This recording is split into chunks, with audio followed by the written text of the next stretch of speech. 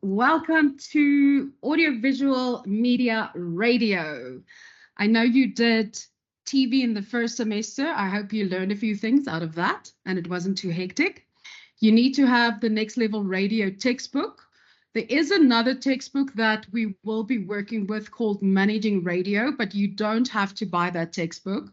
I will send you the pages that we will look at, because that textbook is focusing more on the UK specifically, where Next Level Radio focuses on South Africa, the radio as a radio station, or as a radio sector rather. So what are we doing? We are doing the radio landscape, okay, first and foremost. So that's what we're busy with today. So you can look at Next Level Radio Chapter 1, and you can also go and look here at the broadcast bridge. Then we're going to go into legalities and guidelines, which I find very fascinating, especially at the moment with everything that's happening in media around the world and the strikes in America, for instance. So it's going to be interesting. And we're going to look at the film and publications industry and what they've implemented last year, for instance. Then we're going to look at commercial station management, so what it entails from all the different sides, the different types of managers, their roles, station managers specifically, the roles, what it takes, etc. Then we're going to look at content. So from a storytelling point of view, you can see we're not focusing too much on that. It's more to give you an overview of what is expected of you. Then buying, selling, and executing airtime. And then lastly, managing audiovisual radio programming content. So when I say audiovisual media, what does that mean to you?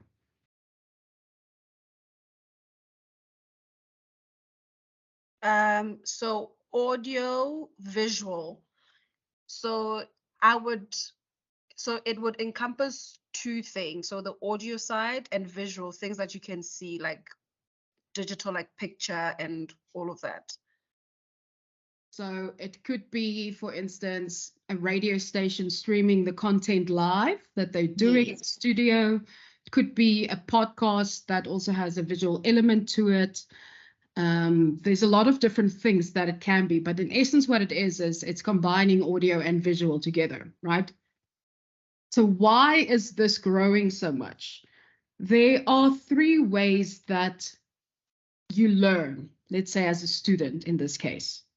You will learn either visually or you will learn more by seeing things, or kinesthetic, aka touching and using and doing. So the whole idea is to try and incorporate these three ways when we are producing anything or putting anything out there in media. Why? Because that's a much easier way for me to know that you are actually taking in what I'm saying, okay? Because everyone has one of these focuses. Some people need all three. So focusing this way, we can make sure that we have a lot more people who listen to us, okay, who start listening to us. So today we're looking at page 2 to 12 in your textbook, and additional reading at the back of your textbook. You can find links to a lot of texts and URLs, etc. So you can go and have a look there to read case studies by Johnson, Allman, Lowe, and Alexander, and then also read, when you have time, David Lloyd's chapter, Radio's Future, How Might Your Medium Change? So that comes from his book, How to Make Great Radio, Tips and Techniques. Okay, so if we start out of our industry, the radio industry is divided into three different sectors or services. What are they? What type of radio stations do we get? PBS, commercial, and community. Yeah, definitely. So those three, okay? So public service, commercial, and community. So if we start looking at these, what would you say is the biggest difference between the three? So let's start by why does commercial radio exist? One simple reason. Is it because maybe the radio is less serious compared to, like, Metro FM is a more commercial radio, I think. They are commercial, yes. Unfortunately, I wish that was the case, but commercial radio stations exist purely to make profits for their shareholders. Okay, PTY limited companies, they are there to make money. It's a business. At the end of the day, the shareholders want to see how much dividends they are getting back. Right, that's why it's such a competitive industry and such a difficult industry to be in as well, and stressful.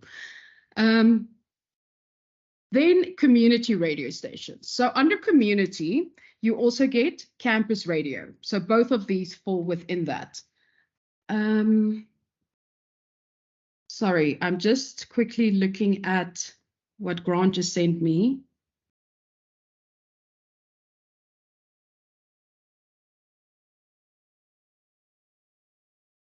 He's my boss, so I have to reply at BMH.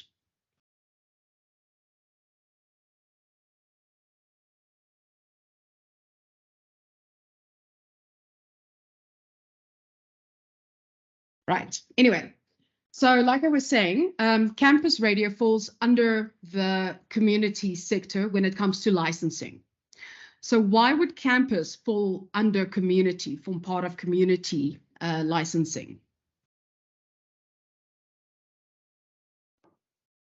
They service a community, so they are quite a community radio station, not in the, so for example, like VOW FM is classified as a community, but it serves within the campus. Yes. And then so that's regarded as a community, and then Alex FM would then serve a much larger audience, like the Alexandra area, which is also considered obviously a community. 100%. So as much as it's a campus radio station, at the end of the day, you are there to serve your campus community. So you all have something in common. The same as, like you said, Alex FM, like Joe's FM, like Mum's FM, etc., etc. They are all there to serve their community. So it's kind of like a voice for the voiceless. We speak about things that are happening in our community on this radio station. Okay. Then you get PBS, public broadcasters, public service broadcasters. Why do they exist?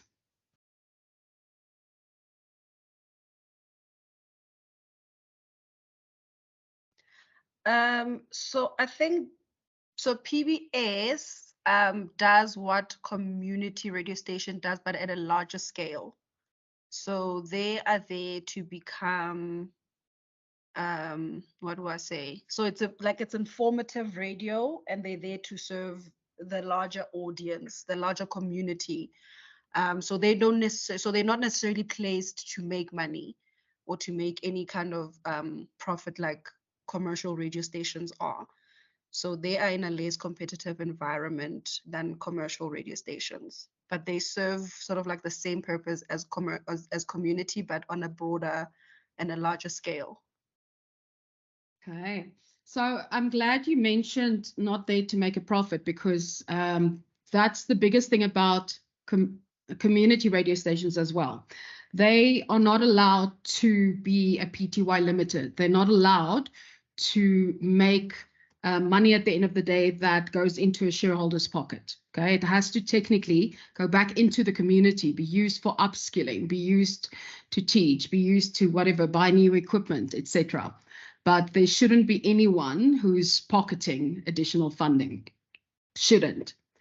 Public broadcaster. So in South Africa, we have a constitution that says everyone has the right to access media, okay? Which means what? I can't have radio only in one language.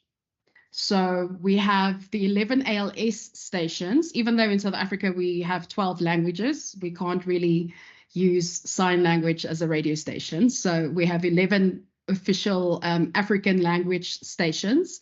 But then we also have cultural radio stations, like XKFM is the Khoisan radio station, like Lotus FM is the Islamic radio station. Okay, so they are not there to make money. Yes, that is correct. They are there to serve the public, the South African public as a whole.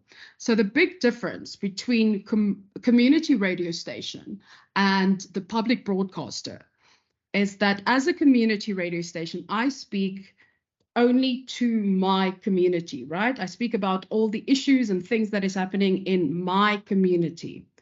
If I am a public broadcaster radio station, whether it be cultural or language, I serve everyone else speaking my language or everyone else from my culture. It's not just about my community, because my community can spread across the whole South Africa, right?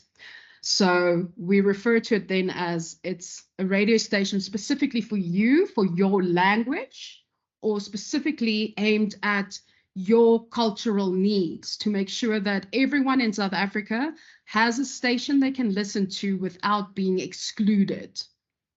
Right. So do you understand that big difference between community and PBS? Yes. Yes. Okay, great. So let's backtrack a bit and we start talking about where does radio come from? How did it start? So radio in South Africa started quite a bit before TV, in existence since the early 1900s, specifically 1923, which isn't far behind. I think it's about 2 years behind radio starting in the UK, right? So we're quite on par there. The first licenses were issued in Joburg, then in Cape Town, then in Durban. Started with the South African Railways. So this, by the way, you don't need to know in detail. It's just an overview for you. So South African Railways firstly, and then it went to the Cape and Peninsula Broadcasting Association in Cape Town in September 1924, and then Durban in December 1924. And in 1927, they formed the African Broadcasting Corporation. So the idea behind this is that instead of the government taking ownership of these 3 stations, they were the responsibility of the ABC. So I want to pause here quickly, because there's a misconception in South Africa that the SABC is owned by the government. The SABC is not owned by the government. Yes, there is one shareholder signature on there, because as a PBS, you have to have a signature from your government on there, but it's not owned and regulated by the government. The government is not allowed to tell the SABC what they are allowed and not allowed to broadcast. Hence why a couple of years back, there was that big drama with like 5 people of the SABC board being fired because they were working with the government. Okay, so that's not allowed. We'll get to that when we talk about deregulation, but just an understanding. So the SABC relies a lot on things like your TV licenses. Okay, but I'm jumping the gun there now. So the ABC was started. Great vision, wonderful. Unfortunately, the ABC itself only lasted for 9 years, and then the company was dissolved, didn't make enough money financially, so just couldn't continue with it. Then what happened was, in its place, the South African Broadcasting Corporation. So the SABC was formed under Act number 22 of our law. Okay. So the SABC bought all 3 ABC licenses from them, and they began to broadcast officially as the SABC in 1936. So it's been quite a while that it's been ongoing. In 1943, so 7 years later, the SABC launched its first African language services in isiZulu, isiXhosa, and Sesotho. Do you know what these stations are today? Is it Ukhozi FM? Lesedi FM. What's the other one? Dineo. Umhlobo wenene is the Yeah. Xhosa, is the Xhosa Yeah. one. There we go. Okay. And do you know what's interesting about these stations? I'm going to show you stats a little bit later. They fall under the highest listenership radio stations in South Africa today still. Okay. So this is factually incorrect. It is now 21, but so the SABC broadcasts through 21 publicly owned radio stations. What's added is XKFM and True FM. True FM being a youth radio station. So TV only arrived in 1976, meaning that for over 50 years, we relied solely on radio stations for our news, our entertainment, education, right? Big thing. Today, 90% of South Africans still do listen to radio. The average time spent listening, that's what TSL is more than 4 hours a day, and 45% of listeners listen to about 20 hours of radio weekly. Why do you think it's so high?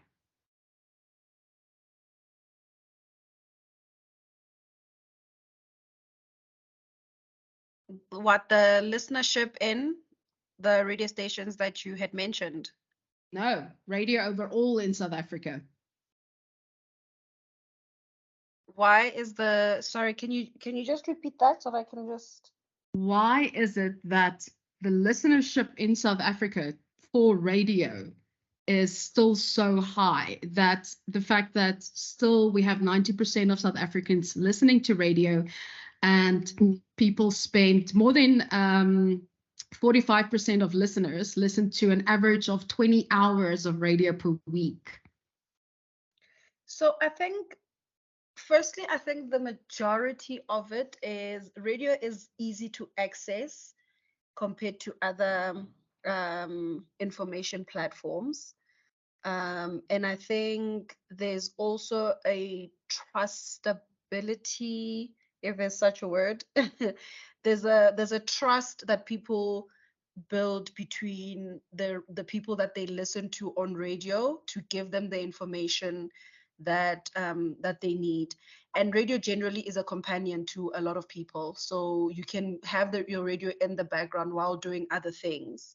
And a lot of people in South Africa obviously rely on radio as a source of information. And just as I stated earlier, that it's much more easily accessible. You know, you don't need to jump through hoops and hurdles to have a radio. Yeah.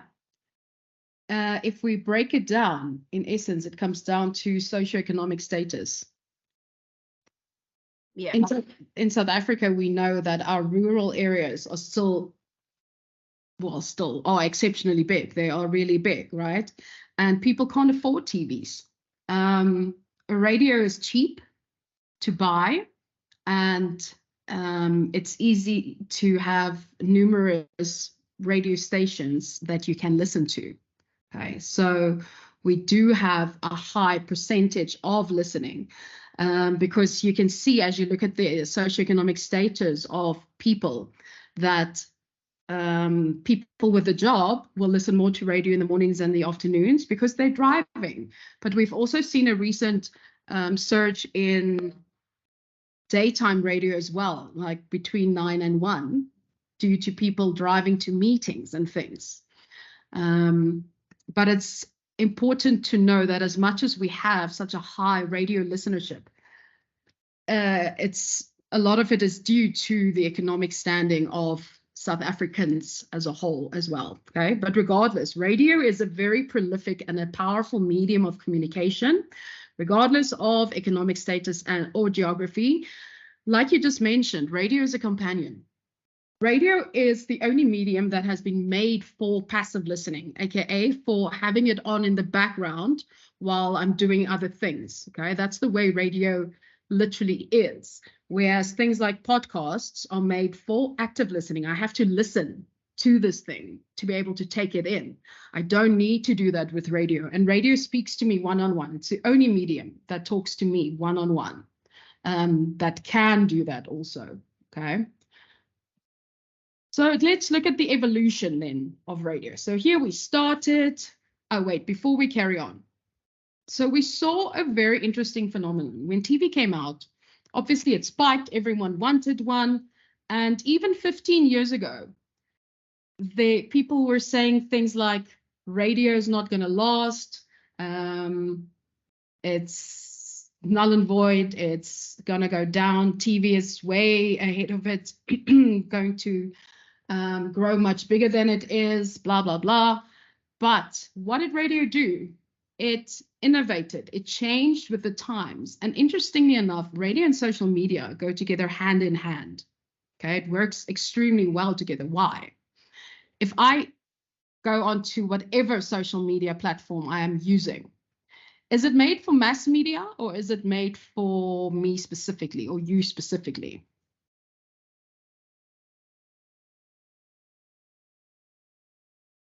It's made for you, right? You have different ads than I will have. You have different content that I will have because you have been Googling different things than I have. So it's pulling different things out for you than it is for me. And where radio comes in here is that it also speaks to you as a person, and we create content in such a way that it can speak to a big group of people, or rather, no, it can relate to a big group of people and still speak to you, okay, as an individual. So social media actually really helped bring people closer, because now I can talk to my favorite celeb. I can DM them if I really wanted to, and people respond on radio station pages, etc. So we have about 350 licensed radio stations in South Africa, and that excludes internet-based stations. Why does it exclude internet-based radio stations? Because internet-based radio stations currently do not need an ICASA license. I'm saying currently because I know they're looking into it, and at some point I can see things are going to happen. But anyway, so for now they don't need one. Of these, 24 are privately owned commercial radio stations run by business owners to deliver a profit. 702.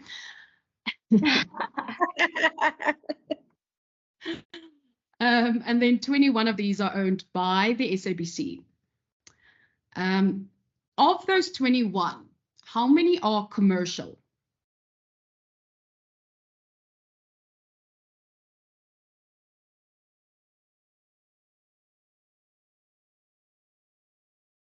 How many commercial radio stations do the SABC have?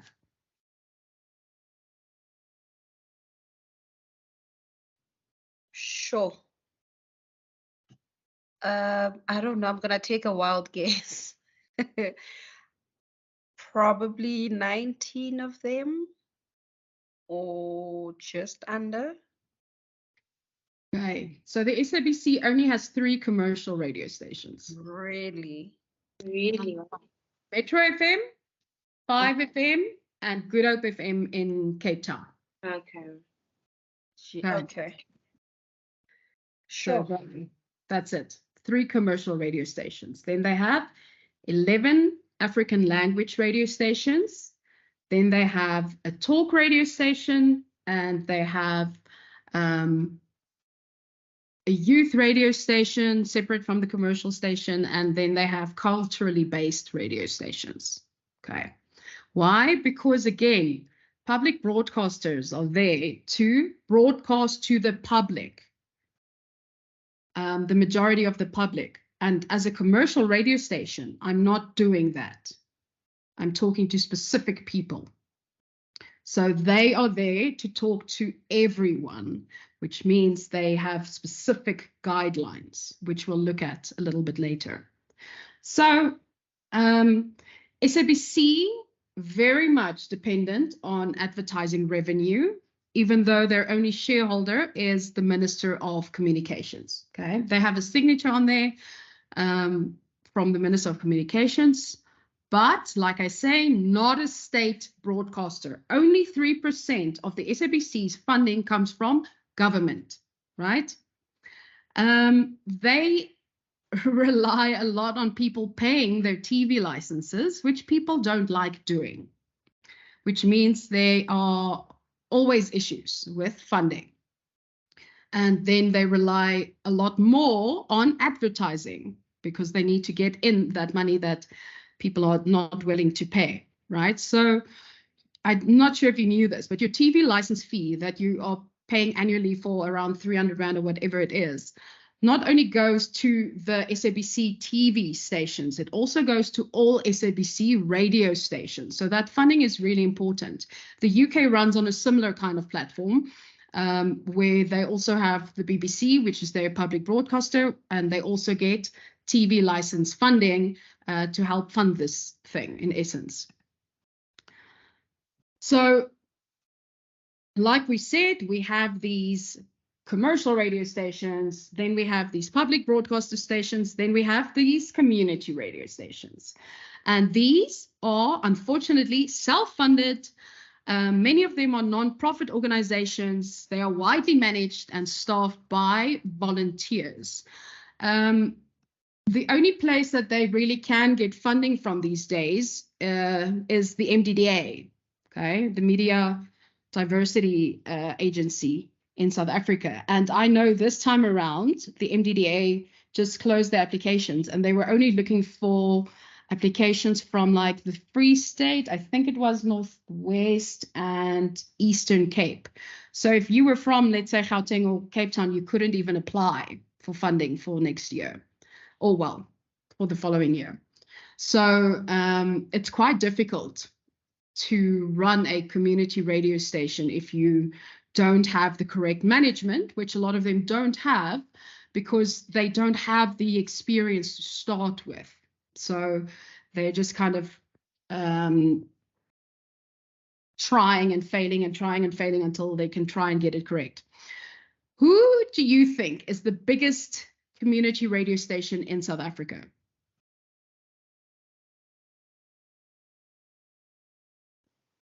Is it UJFM? Is it? UJ wishes.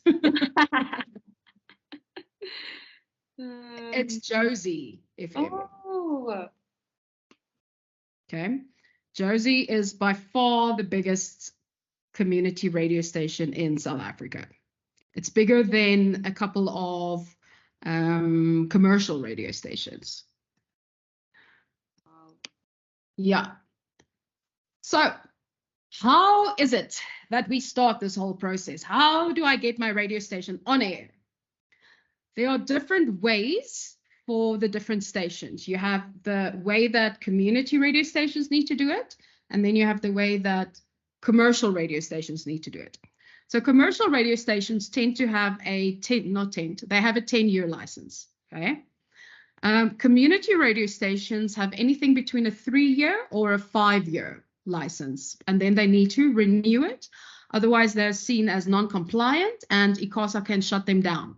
A couple of years back, ICASA caused a big row because they actually did that. There were quite a few radio stations, UCT Radio, for instance, being among them, who were non-compliant, and ICASA did shut them down. But they gave them a couple of months to rectify it, and then they went back on air.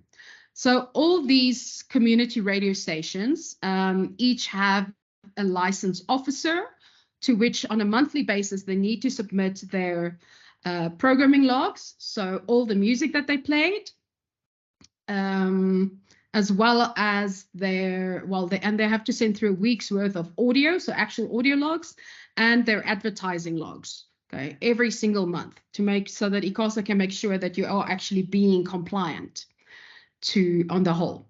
So what does ICASA stand for? It stands for the Independent Communications Authority of South Africa.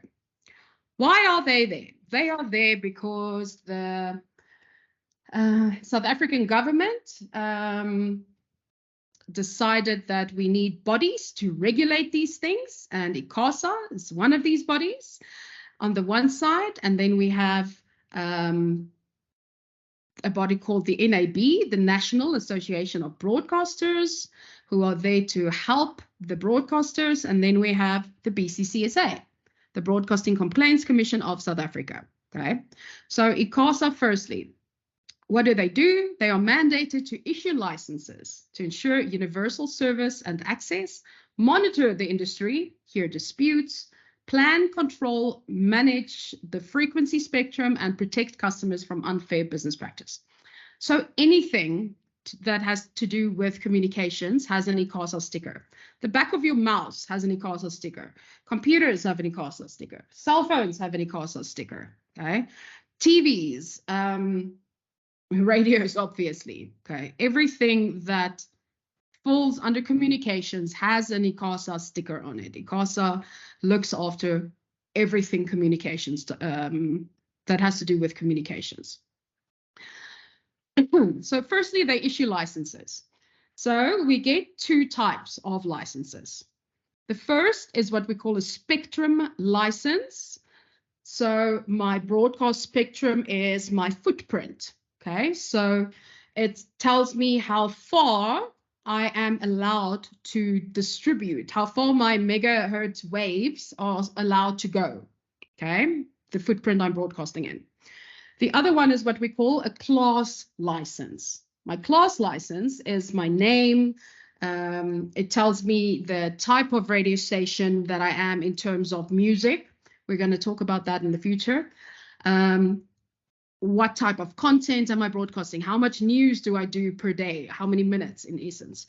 How many minutes of sport do I do? Do I do educational programming? Do I do religious programming, etc., etc.? That is all in my class license.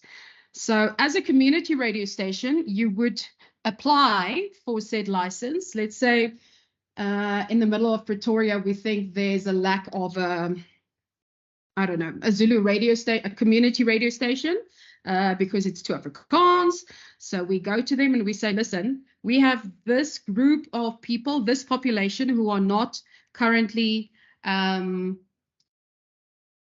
who don't currently have a radio station that they can listen to, a community station, because there's nothing around them that they can understand, etc. So I'm applying for a spectrum license in this specific area and a class license in this specific area. Unfortunately for us, ICASA is it's like two different silos. They don't talk to each other. So you deal with the one and they say something, then you deal with the other one and they say something, and you hope that both of them say yes at the end of the day.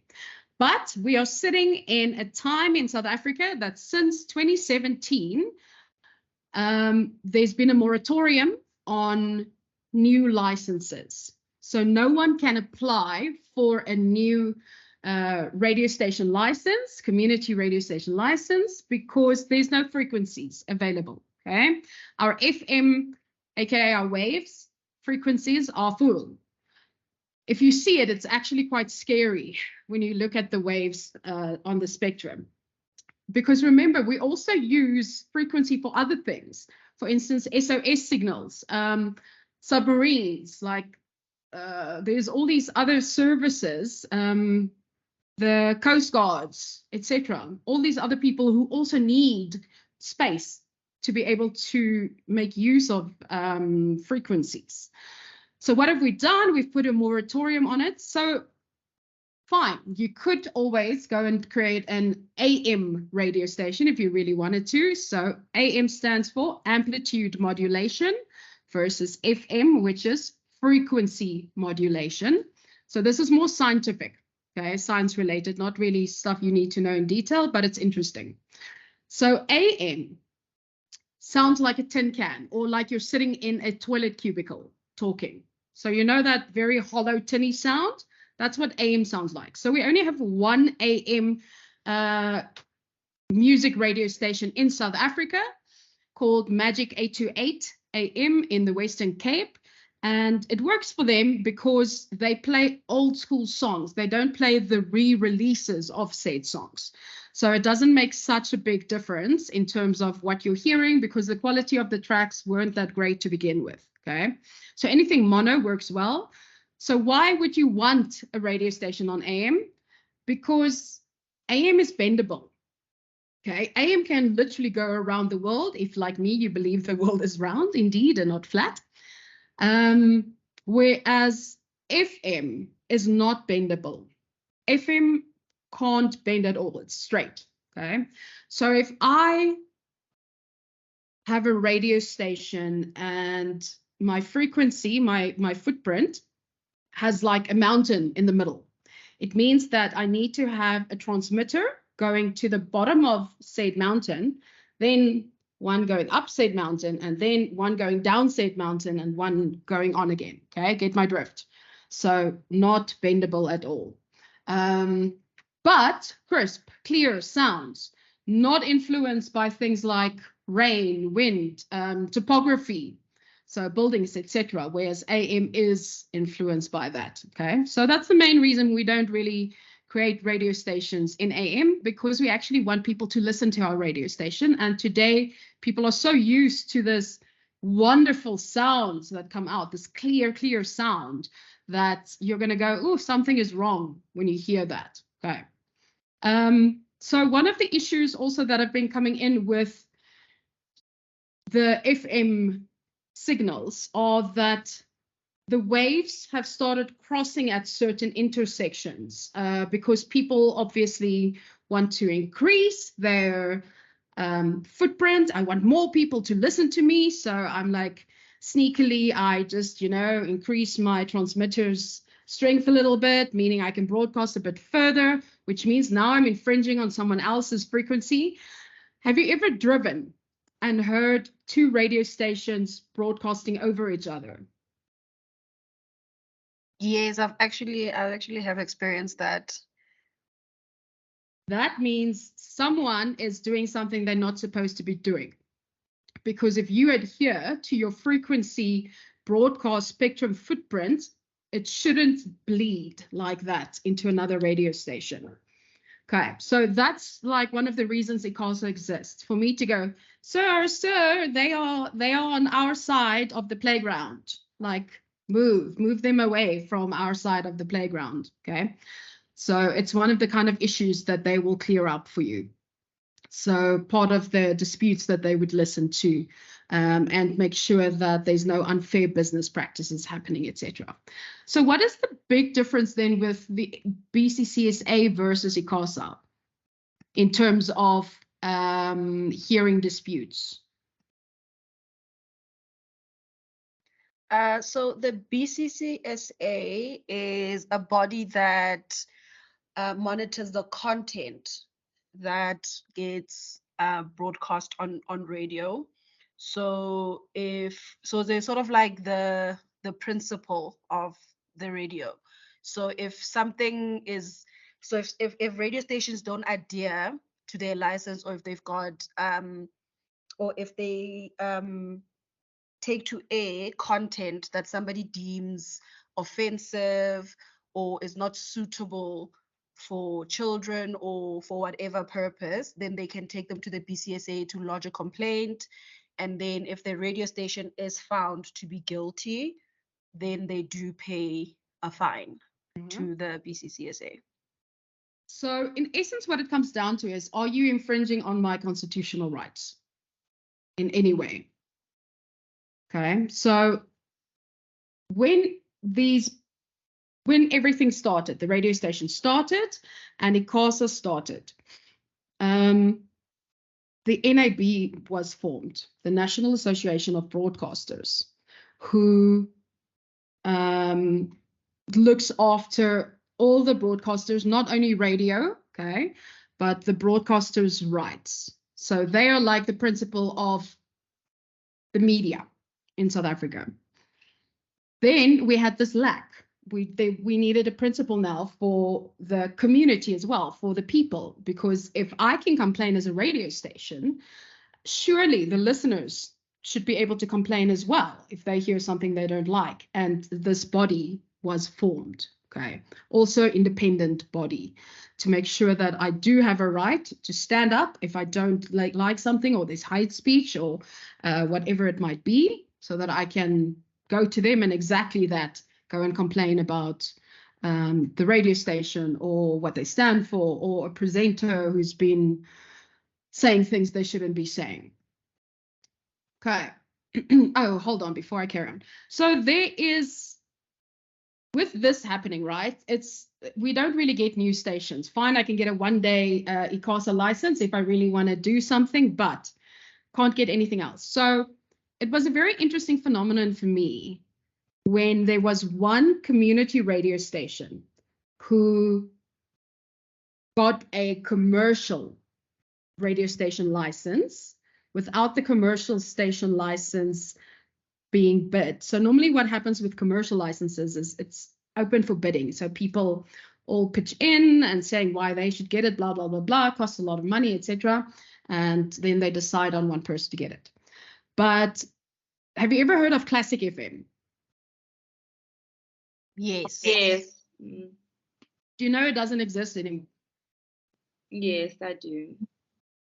Okay.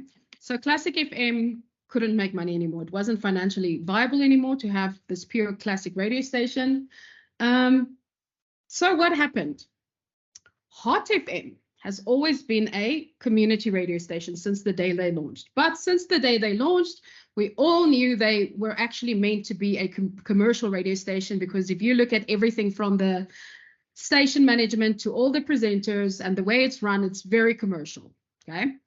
So what happened? Hot took over, aka bought over, Classic FM's license. So there was a point last year where Hot FM, if you look at the BRC RAMs, was on there twice, once under community and once under commercial, okay, before they went over to whatever their frequency is now, when they still had their old frequency. So you could see both of them there, because for a while they were community radio and commercial at the same time. They've switched over now. They are only commercial now. In my 20 years that I've been in media, I've never heard of something like that. It was the first time I've seen it. I find it exceptionally interesting that you could do that, because I didn't know that you even could do it.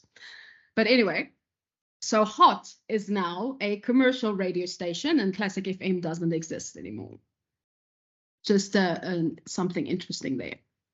So what are we doing in South Africa, seeing as we do not have these any frequencies available anymore? Not sure if you're aware, but last year, beginning of last year, we implemented what is called digital terrestrial television. Okay, so government subsidized set-top boxes. It was in print and we advertised it, and it was very cheap for people who couldn't afford it. Why? Because we no longer wanted you to try and use an antenna and those bunny ears, but rather to use a set-top box so that everyone in South Africa now has access to this. Great. So that has been done.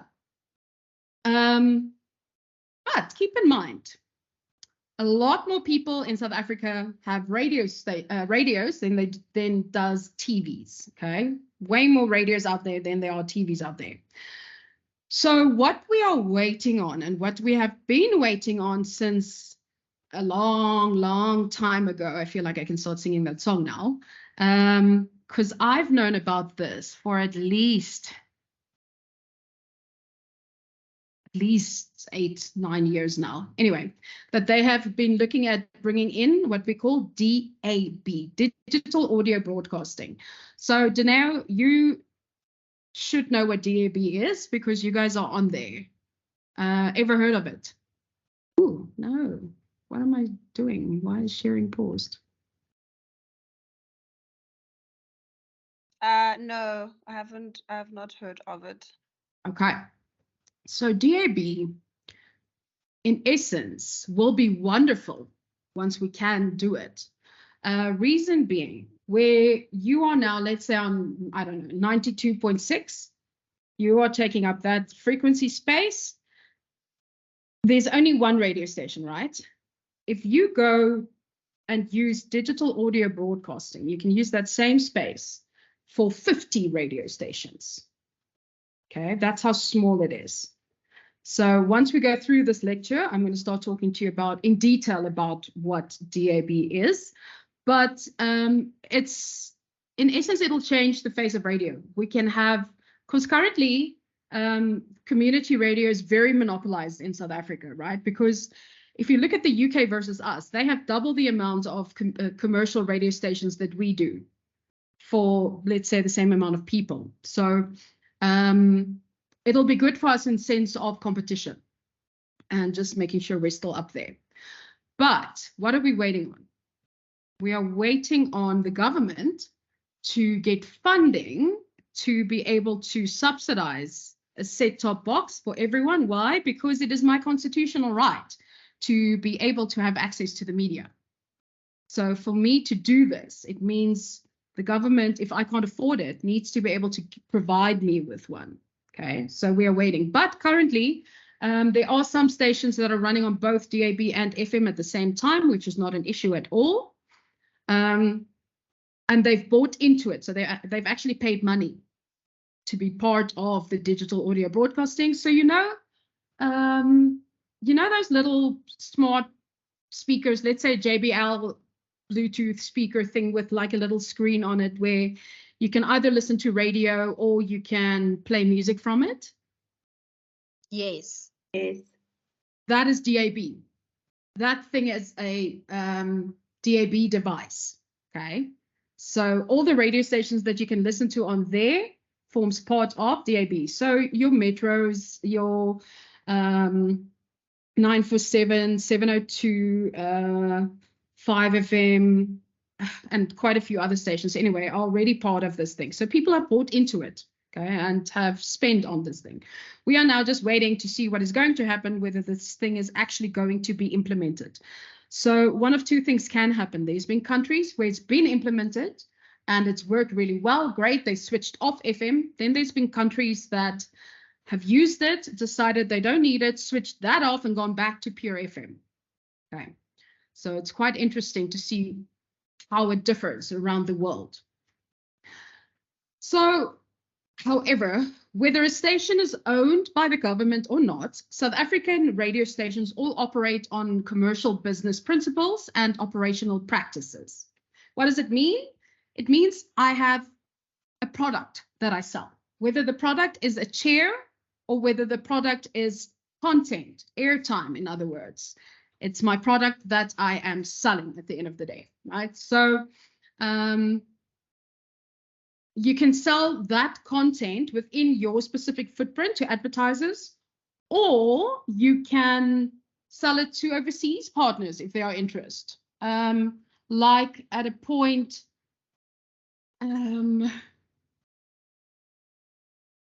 what's the station's name? Not Cape Talk. Oh, KFM. Like at a point, KFM had Ryan Seacrest Top 40. They bought that content. They didn't have Ryan Seacrest live every single week on air. Ryan Seacrest packaged this Top 40 show and sold it to 30 plus radio stations. Okay, so you can also do that. So like I said, it's a business. A radio station is a business, pure and simple, which is why you're learning about it. We need customers, aka my listeners. But at the same time, I need clients, aka advertisers. I can't have a radio station if I don't have listeners and if I don't have advertisers, okay? Because if I have no one to broadcast to, I won't get advertisers. And if I don't get advertisers, I won't have anyone to broadcast to because I don't have money to pay anyone. It's like that chicken and egg situation. And then in the case of state-owned enterprises, I'll have stakeholders. And then we have shareholders in the case of the PTY Limited companies in South Africa. So let's talk about commercial radio stations. Can you name 5 commercial radio stations?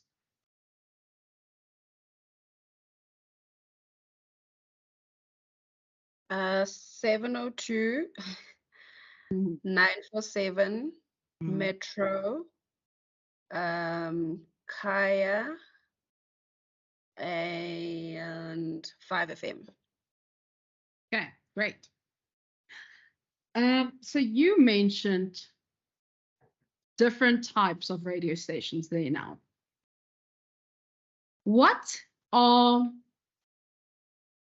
Who are our talk radio stations in South Africa? So talk stations, 702, SAFM. I don't know if Power is a talk station. I'm really confused about their positioning. It is a radio station. So Power, okay, we'll include Power FM. So do you just want commercial talk or any talk radio stations in South Africa? There are only 4 talk radio stations in South Africa, and you've mentioned 3 of them. Oh, what is it? Is it Jacaranda? No, No, it's not Jack is not. Oh. What Cape Talk. You already mentioned Cape Talk.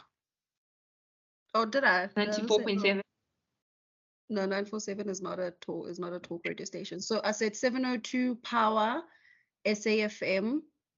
You said 5 FM. No, No, you just it was you're not. missing your own one now. Okay, so it's 702 Mm-hmm. SAFM, Uh-huh. Cape Talk, And Power. and Power. Yeah. Yes. Well, Those are the so only Cape Talk, 4. no, I didn't include Cape Talk when I did.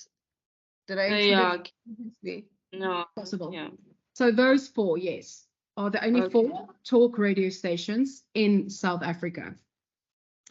So now I have a question for you. What do you think Radio 2000 would fall under? Because a lot of people have this inclination that they are talk radio.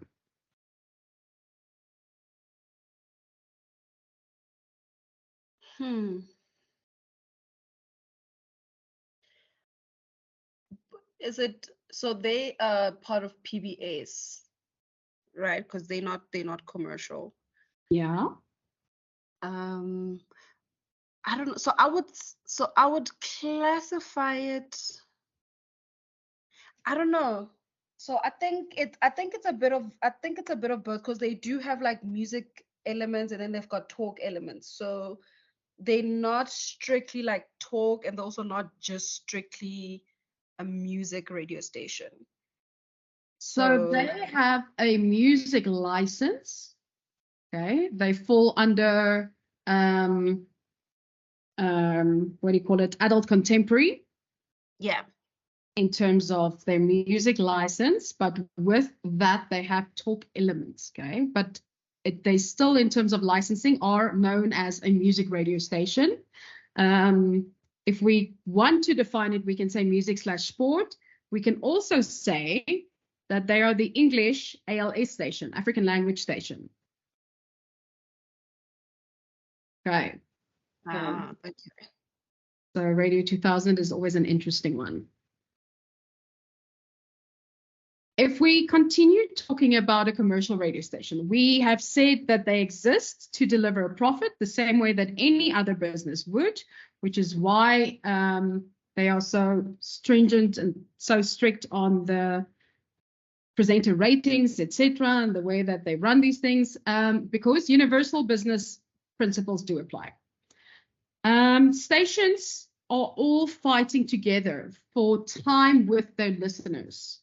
So they must have a clearly defined offering designed to attract and sustain their audiences, which is why you have your normal programming, and then you have what is called block programming, where we want to talk to our P2 listener, our secondary listener, to try and get them away from the other radio stations.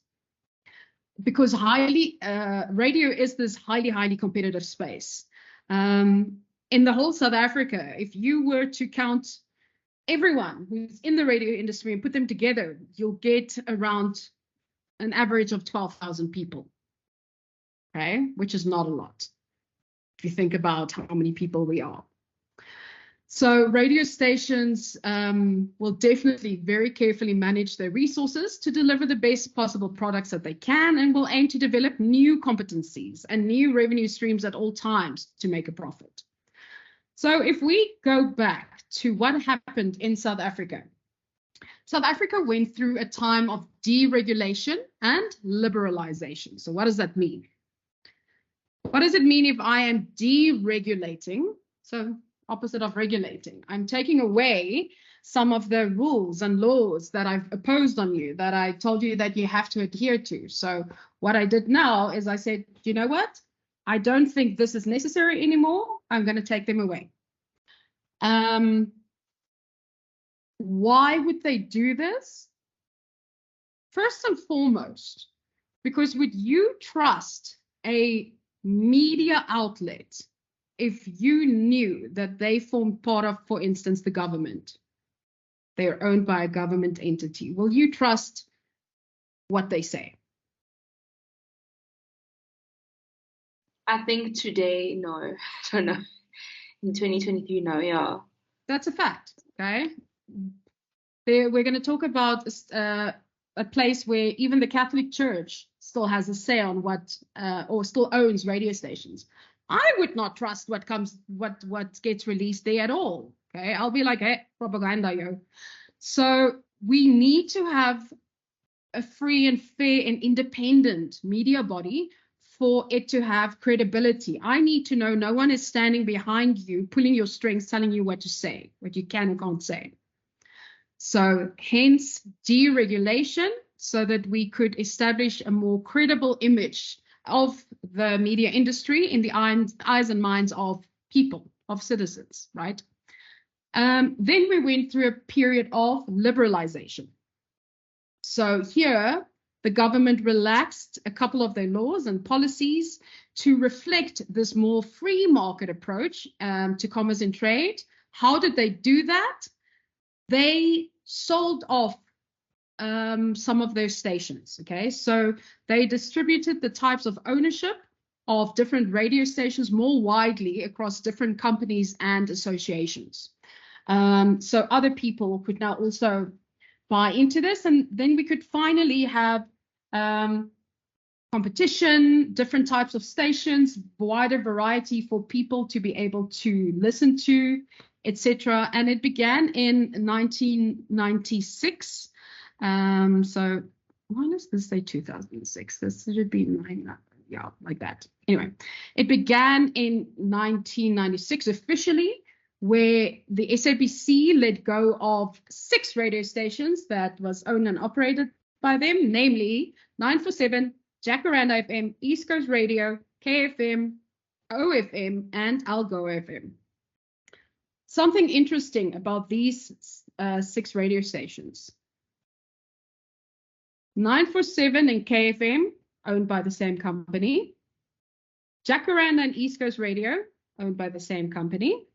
OFM and Algoa, same company. Okay, so in essence, what happened is they sold off these stations to 3 massive companies, corporates, right, to start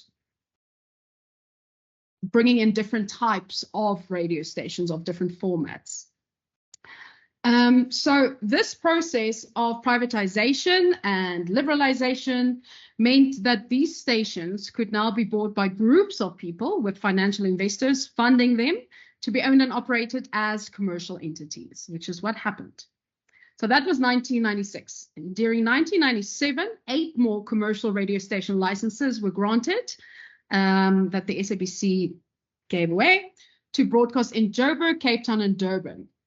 And these were geared towards formats that would attract a Black audience at the time, as this majority group was heavily underrepresented, except for the 3 African language stations in the media landscape. So some of these we know today as, firstly, Heart FM. So Heart FM used to be P4 radio about 21 years ago.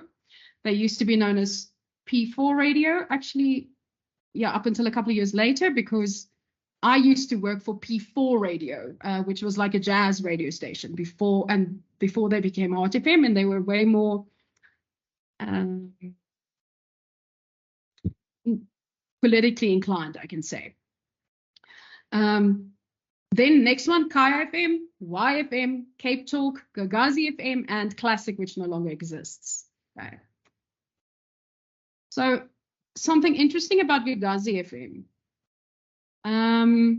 Gagazi FM is, wait, before I tell you that, what is the largest commercial radio station in South Africa?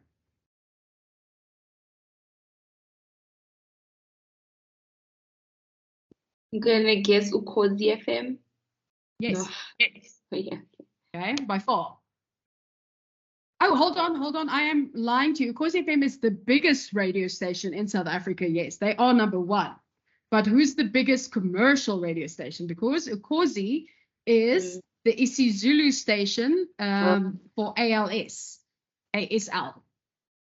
ALS. Yeah, that. So who would you think commercially?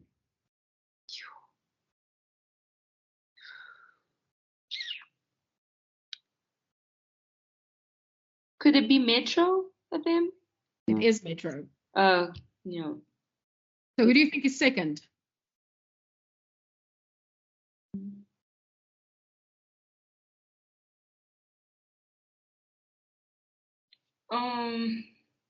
Is it Dinewa's radio station? 702? Unfortunately not. It's Gagazi FM. Oh, wow. Okay. So Gagazi is second, very interestingly. And do you know how many people I meet who don't even know what Gagazi is? Yes, they don't. Mm-hmm. And they think Gagazi for some reason is in PE. Then I'm like, Durban? Is that in PE? Yeah. It's very interesting if you see, like, in terms of how big it is, with still this perception of what people have of it. Anyway, so why did we go through this whole deregulation and liberalization process in South Africa? So the reasoning behind this commercialization of once public-owned radio stations and granting them this new licenses is based on two aspects. Firstly, the radio choices available to the public are now increased, creating a more democratic landscape that satisfies a more variety of tastes. Okay, a lot more different people can listen to the kind of music and radio that they like. Then a wider variety of choices generate competition amongst stations, which is great, because this in essence drives the economy and it improves our content quality overall, as more stations will develop specific positions in the market by refining their content to attract specific audiences. Okay, so it was a good thing for us to do. So let's look at the three major contenders within the South African commercial radio space. This is the one where 702 falls in, Prime Media.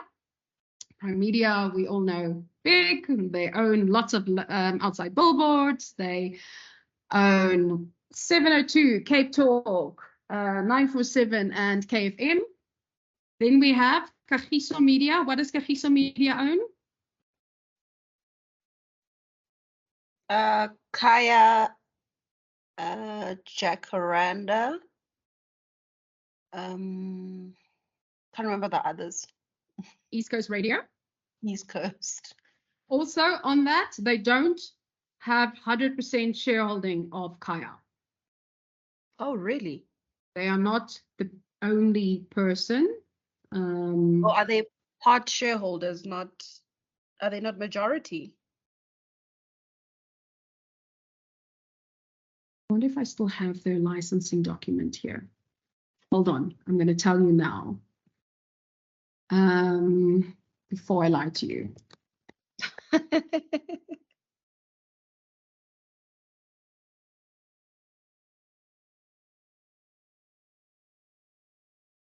Let's see, because somewhere they do say the percentages.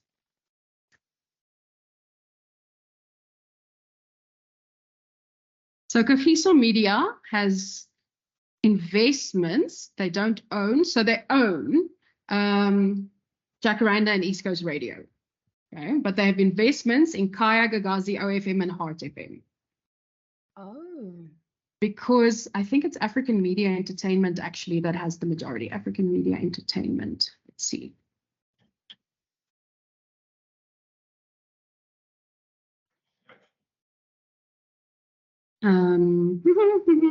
I always fact check my things because you never know. Like any day, these things can change. They change in a blink of an eye. They really do, which makes it very interesting. Shareholder information. Don't care about that. The portfolio. There we go.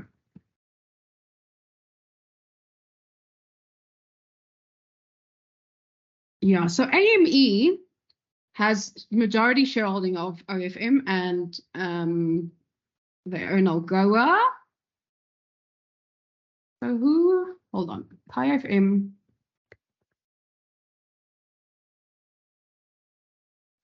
As there is someone there.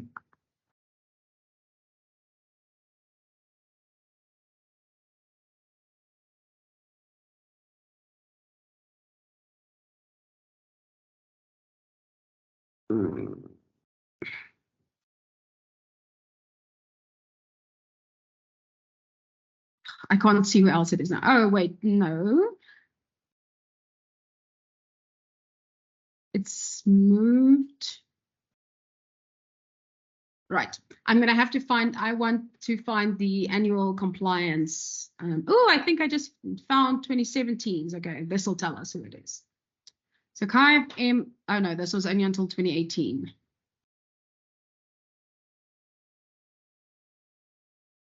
But as of 2018, let me actually quickly show you this. Or as of before 2018, actually, rather. It looked like so. This is how they were split up. Can you see that? Yeah. Okay, so obviously Kagiso bought over someone's shares here. So someone is no longer in here because this was up until 2018. Oh. Yeah, so this here you can see they have 10 years up until 2018. So obviously there's currently a new one, which I will get a hold of so that I can show you that. I don't have it now, but that's why I say these things I always double and triple check because these things do change.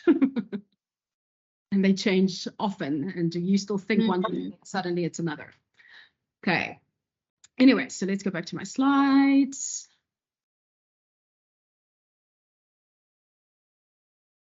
So anyway, like I was saying, it's Kagiso Media, Prime Media, and then AME, OFM, and Algo OFM. And then apart from them, it's the SABC with their 3 commercially designed radio stations, which are 5FM, Metro FM, and Good Hope FM.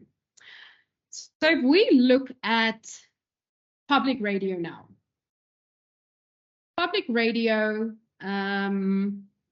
overall receives over 70% of their funding from advertising. Like I said, 3% from the government and whatever we get in terms of people paying their TV licenses. But they have a very specific mandate and very specific licensing agreements through ICASA because they are there for the public, so public broadcasters. So this is just to show you an example. Format obviously means the content, aka what they do on air. So for instance, some of their conditions might be that they have to do 150 minutes of drama per week, so half an hour each day. That they have to do 240 to 300 minutes of educational content per week because we are educating. They need to do religious content. I don't agree with that one, but anyway, still there depending on the station. And then that they have to do sport coverage depending on the station. So some of them, these are not all of their stations, but some of them are Ikwekwezi, Ligwala Gwala. I'm going to get back to Lotus now. Lesedi, Mongana, Lonene, Motsweding, Pala Pala, Radio 2000, Aris here, SAFM and Tubela FM. Okay. So ALS stations, SAFM talk station, Lotus FM. Why do you think Lotus FM was created?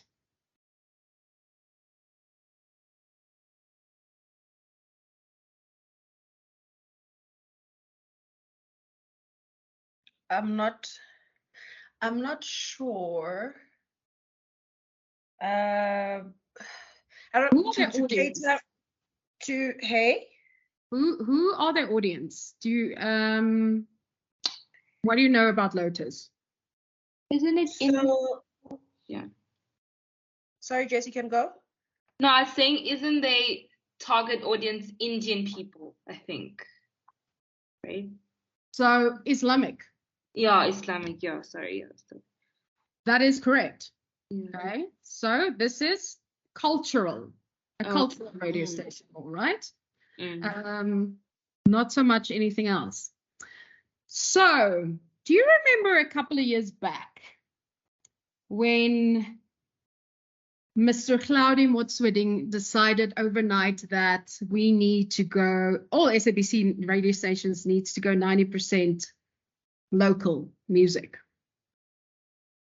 Yep, interesting What do you times. think?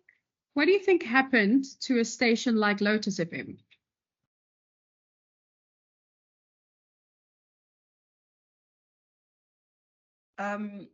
So if you We So don't I have think they 90% Hindu music in South yeah, Africa. Yeah. exactly. So I think they got greatly impacted by that. They did massively. They dropped, their listenership dropped overnight, like plummeted. Okay. So people don't always realize the bigger impact. And it's easy to go, yes, it's great. It's so good that like we're going 90% local. The ALS stations, it didn't impact them at all, right? Because they're already playing the music in their languages, which is locally produced. But the likes of 5FM, 5FM is a youth top 40 radio station, CHR, okay, commercial hit radio. They were impacted. Metro FM was impacted less, but still impacted a bit, okay? So there was still an impact for a lot of these radio stations, but it's important to know that, or to take note of the cultural stations and how big a damage that 90% did to those specific stations also. So you can't make a decision like that overnight across the board and think it's going to be okay. Yeah. And just yes. a question. So then in the case of ICASA, since they regulate licenses, would this not have infringed on the kind of license that was issued to the SABC for their various radio stations?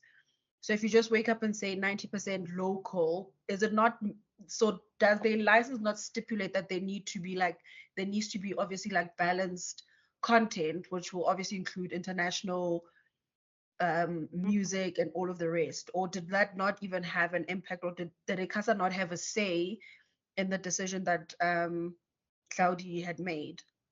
So they did, and the radio stations went to ICASA for clarity on this 90%, and ICASA supported the new quotas. So ICASA stood behind it because a couple of months before that, they were looking at the local music quotas, and they increased the PBS stations specifically to over 60%, to deliver rather 60% local music. And the commercial radio stations needed to reach 35% local music a couple of months before that. So this was already something that was being looked at, not in this majority, but, you know, on a smaller scale. And ICASA also warned that the licensees that did not meet the requirements of this quota would be liable for a fine up to 5 million, like literally 5 million rand, or 10% of their annual turnover. But ICASA did say that as much as they are for this new 90% quota thing, they also said they didn't anticipate that it would be an overnight decision by Cloudy. So they also removed themselves from the problem, like after this whole thing kind of started blowing up. And they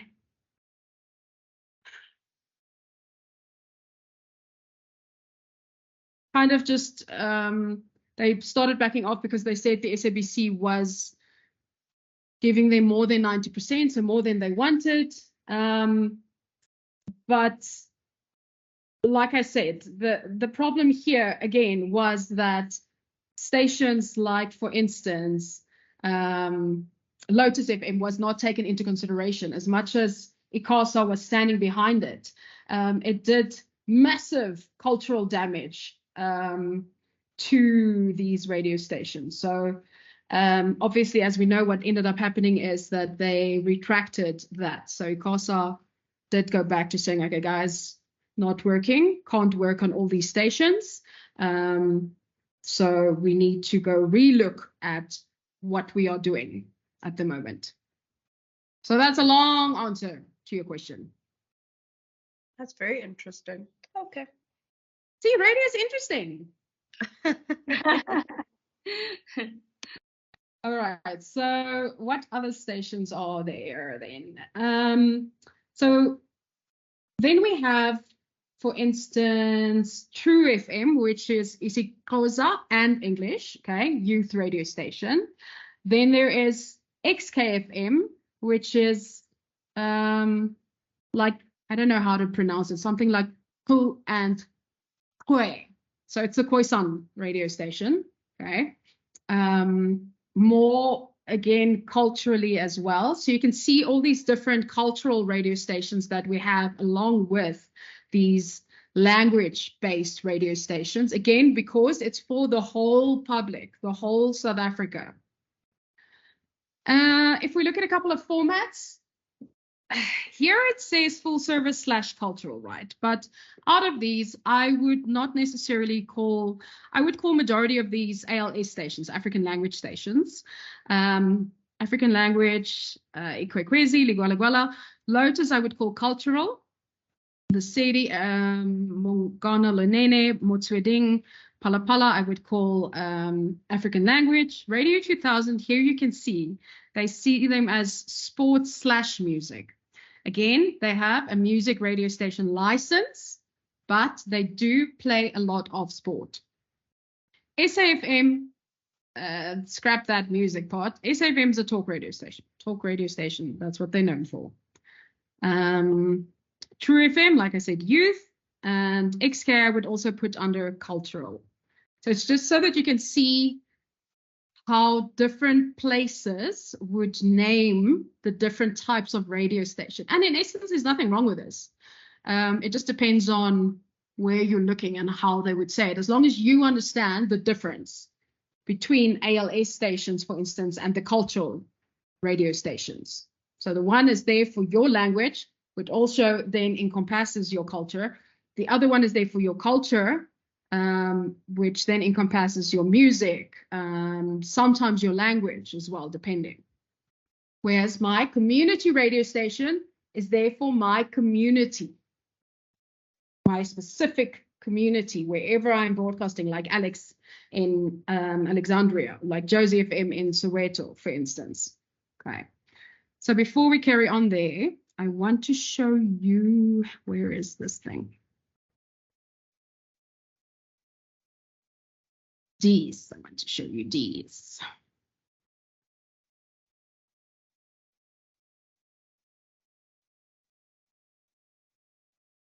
So you should both know that the methodology in South Africa has changed, right? To Ipsos, yes, and that we are now have a format where we are contacted telephonically called CATI. So instead of doing diaries and in-person meetings, we now do calls, and there's other metrics that we now derive using digital programs. And there's a scripted questionnaire, which takes 20 to 25 minutes to administer. All interviews are recorded, and they're taking the listenership for over 300 stations. They take your week sample, but they also take your yesterday sample, and they're using random digit dialing for this thing. Right. So that's the new way that we now get our RAMs. So what I want to show you is nothing to do with all this jazz, la la la la la. All that stuff you can go and look at if you want. They are my numbers.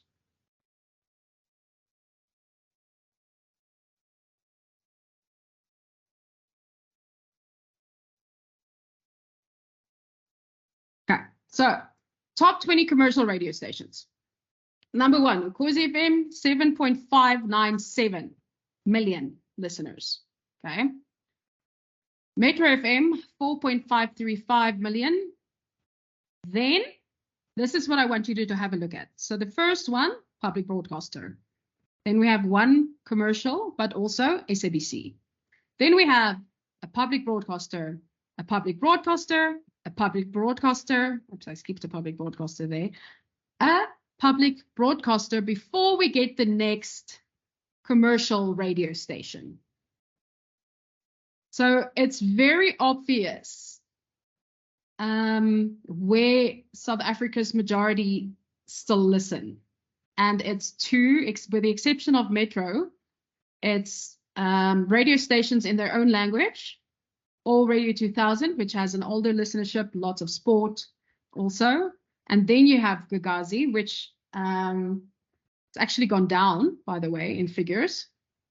And then we have Jacaranda, thirdly. So Jacaranda and 947 always tend to fluctuate which one is above the other.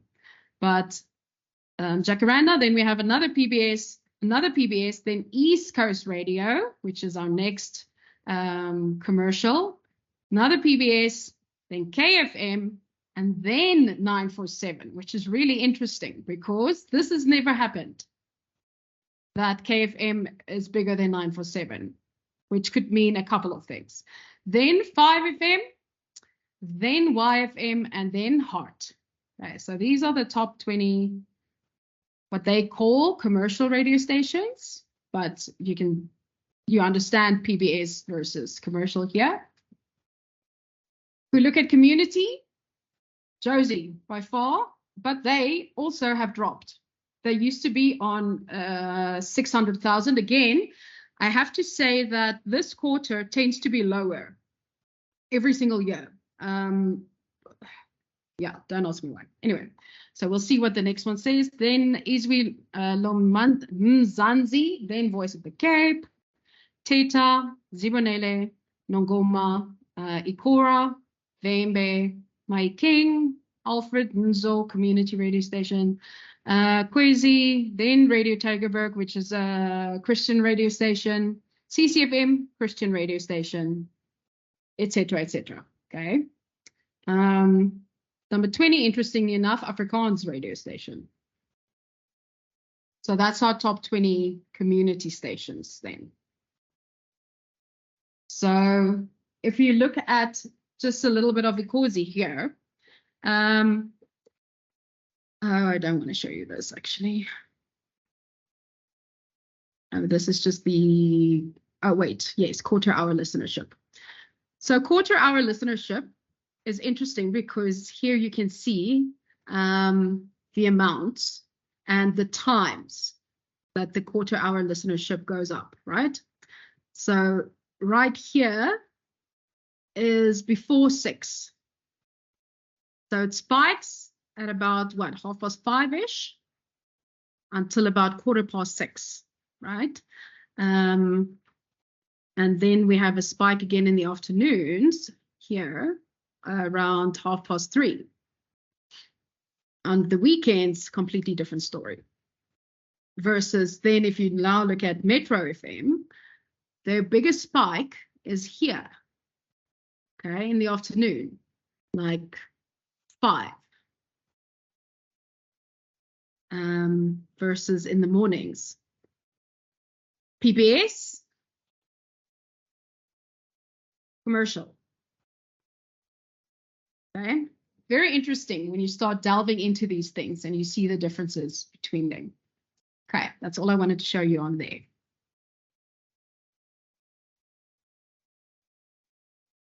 So Now we've spoken a lot about PBS and about commercial radio stations. If you think about community radio now in terms of everything we've spoken about with the other two types of stations, what do you think their issues are? What do you think the biggest issues are of community radio stations before I put the slides back on? Oh, that one. I think the one for me that immediately I think stands out would be funding, or I think would be funding. And I also think reach, because then obviously the more, if they do have enough funding, then they're able to afford a little bit more, like the better licensing and the better, like reach. But without that, they're quite limited to what they have. Because I do know, so one of my colleagues used to work at VOW FM, and she had mentioned that, so they were self-distributing the signal. So they didn't have the likes of Centec distributing their signal for them, which then would allow them obviously a wider reach, but they had to self-distribute and use means that they have to reach their community. So I think that's what a lot of community radio station struggle from, because if there is no funding, then there's a potential that they might close down, Yeah. So community radio stations have serious challenges, firstly with regards to weaker transmitters, exactly like you just said.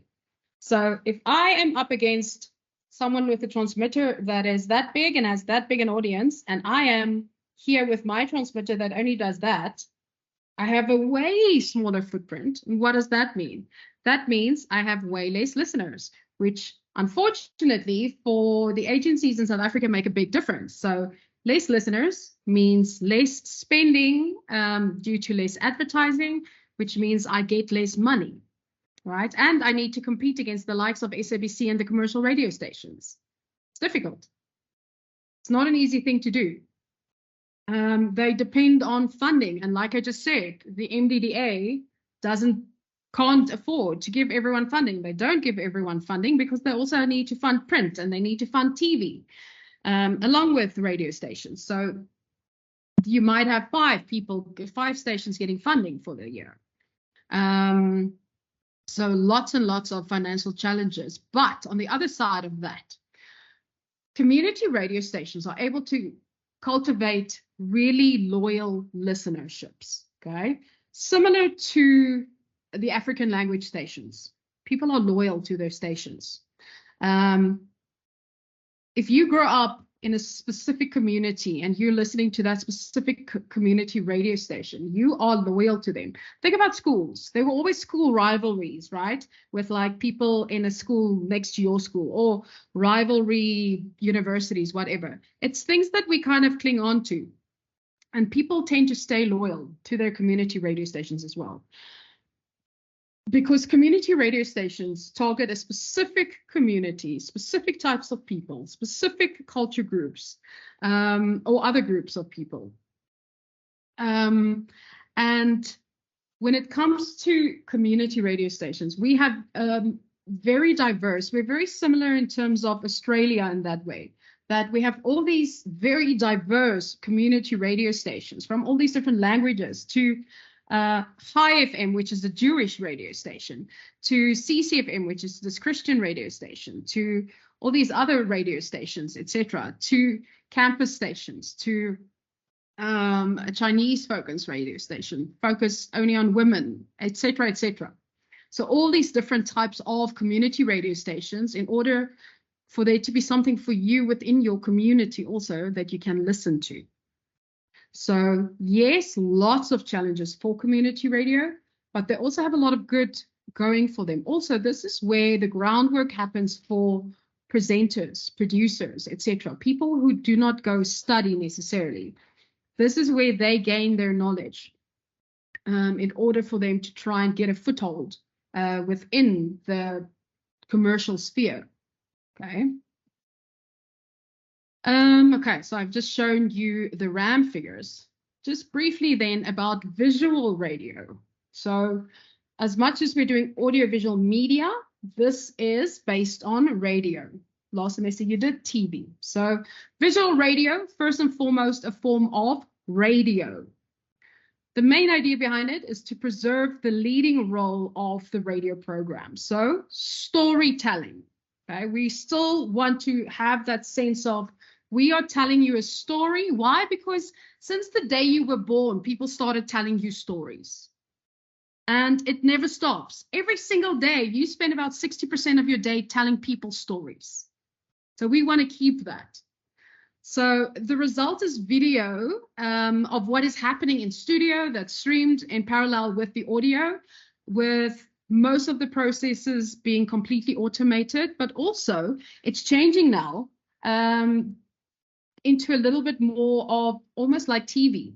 So in between, while songs are playing and people are just sitting being boring, they're showcasing other stuff, other reels and things in between, going back and forward. So there's a lot more from a TV production element that's also coming in to visual radio now. And you can already see some of these formats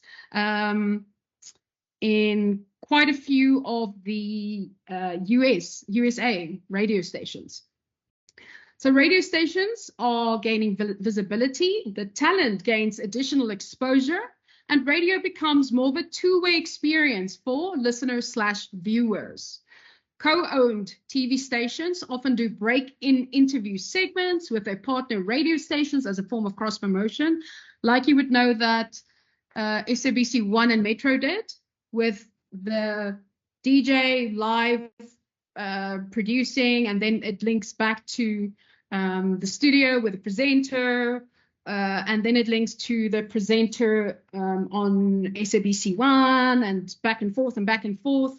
So that is like the co-owned TV stations, right? And they've been doing that for years and years. It's not a new thing. So we've already gone into the visual radio/TV element, even though it's only really becoming bigger now. It's already been there for a while, okay? So when we look at visual radio, there are radio visualization configurations, and there are three main visualization configurations. Firstly, it's called minimal. So only images captured by cameras installed in the studio. So, just that. Then you have optimal, which is images from a camera plus other graphics that's been put in. And then you get full.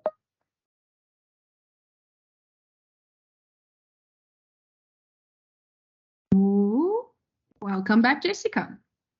Sorry about that. That's fine. So like I was saying, so three types of visual radio configurations: minimal, optimal, and full. Minimal, just what I'm capturing by cameras installed in studio. So that's what majority of our radio stations have. It's these cameras in studio that'll live stream whoever is singing in studio. Optimal has images from cameras along with other graphics, and then full includes all the possibilities of visualization. So images from camera in the studio with graphics, with original videos produced by the station, all incorporated into one.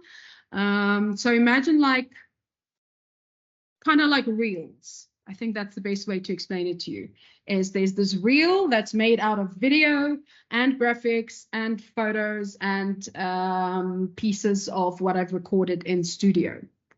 So making the decision to add video to a radio station's signals should be carefully thought out, though, because it has to look professional in every aspect. Otherwise, people won't take you seriously. Okay, so presentation is really important. It's much easier to just go with minimal than it is to go with optimal and full. So we're kind of sitting with this at the moment. But that's just to give you this idea in your head of what visual radio is at the end of the day, okay? Podcasting, again, you can have it in all three of these depending on what it is you're looking at. Okay, so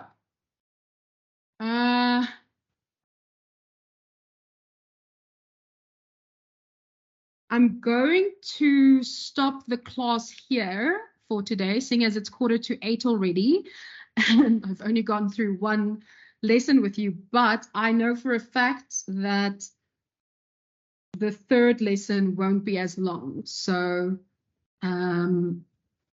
next week I'll be able to make up for this. Today, at least I know, well, I hope that you have a broad understanding, which it's really important that you have a broad understanding of this before we move on to the other countries. Because what we're going to do then next week is we're going to look at the different radio landscapes. So comparing 5 different radio landscapes across the world. And then we're going to look at the differences between FM and AM, you now know, but DAB, satellite radio, and what am I forgetting? Streaming versus online radio. Okay, so that's what we're going to be doing next. What I would like for you to do, obviously, Danae, you work at a radio station, so you will be listening to radio, but I want you to listen also, if you can, to a community radio station and a public broadcaster. What I want you to try to do is to hear if you can differentiate between the different stations. Okay, obviously not talk versus music versus music radio stations, so different types of music radio stations, and listen to the kind of music that they play, the ways that they speak, whether you can pick up what type of radio station it is based on what you are hearing. Okay. Any questions from you two? No, I've got nothing on my side. I think yeah, I think I'm fairly okay for today. Everything was very clear today. Yeah. Okay, great. That's what I want to hear. Right, then I shall see you again next week, Monday, same time, same place. Enjoy your week. Have a good one. And before you go, please do me a favor and just drop me a note with your email address and cell phone number. Oh, wait, I think, no, I have it because I messaged you today. I'm tired. Never mind, you don't need to leave me anything. I shall see you next week. Have a good week. And I'm going to start chatting with you on WhatsApp if there's anything needed. Also, next week, we will go through your first assignment. Okay. Sorry, is the WhatsApp link on Co-Campus? Because I don't think I'm in a group.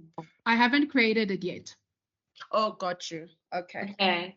I shall create it tomorrow because I only got your details today. Oh, okay. Perfect. Okay. Yeah. Okay. Have a good evening. You too. Bye. Thank you so much. Bye. Bye.